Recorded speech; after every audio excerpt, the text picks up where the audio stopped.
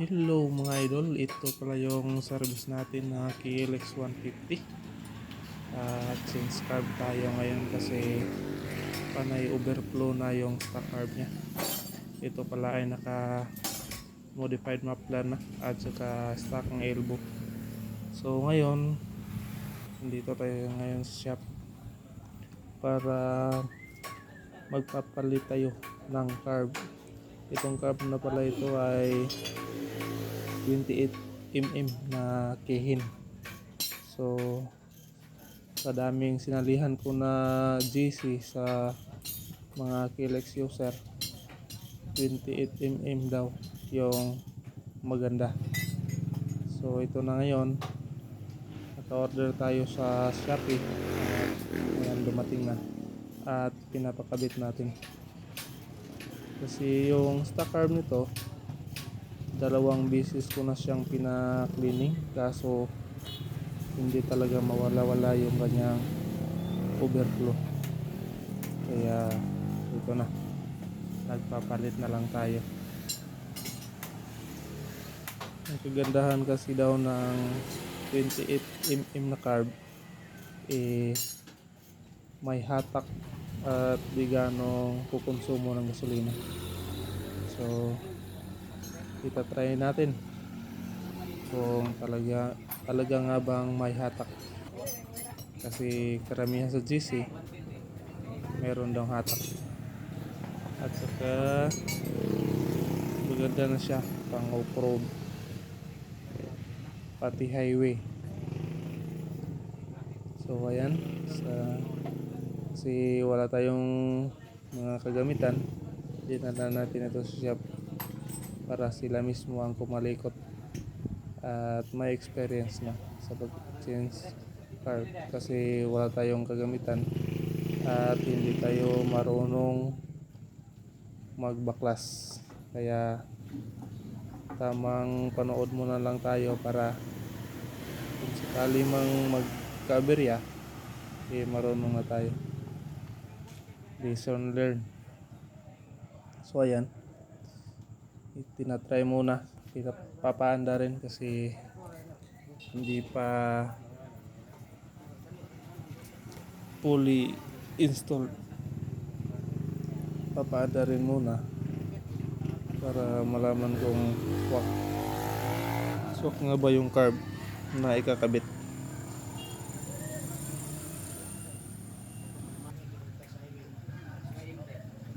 So ayan, talagang kinalikot talaga ng maigi. Tiningnan kung anong dapat na ilagay. So yung stop na hose kanya connected sa airbox patungong carb ay sa 28mm. Kaya nag-upgrade na lang yung hose na lang sa telescopic ng extension. Modified na lang.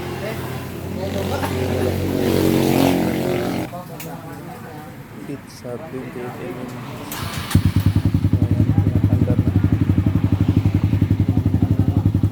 Naglagay natin din na fuel filter. So yung hose parang manipis siya, kaya ng fuel filter para masira kayo yung hose.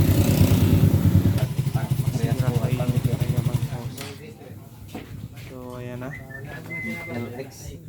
pinagtulungan na nila para makabit yung tangke at walang may ipit na mga dapat hindi may ipit. Bugat deh.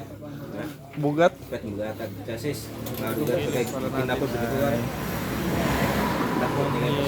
2 months pa. Pag mga 8 months niya, nag-start na siya mag-overflow. Sabi ng ibang KLX user, palinisan lang daw. Kaso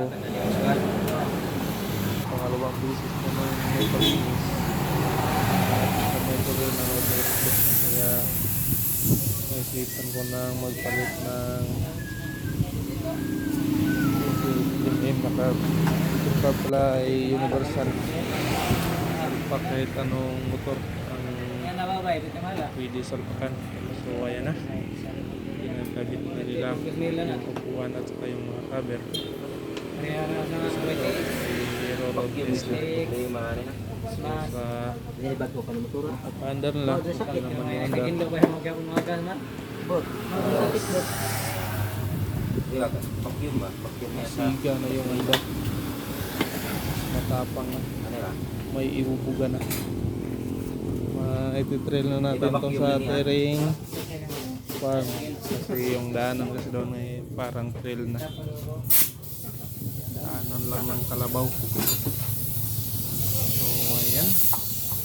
Malapit na matapos.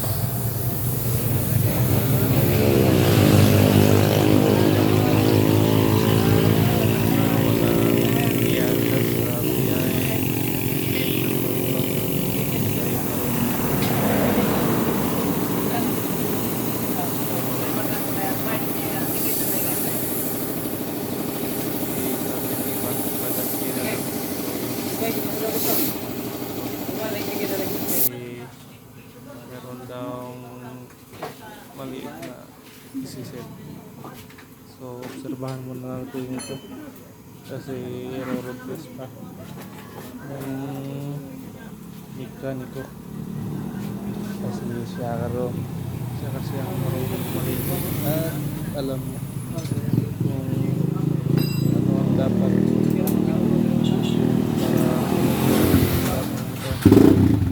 so yan, malapit na matapos.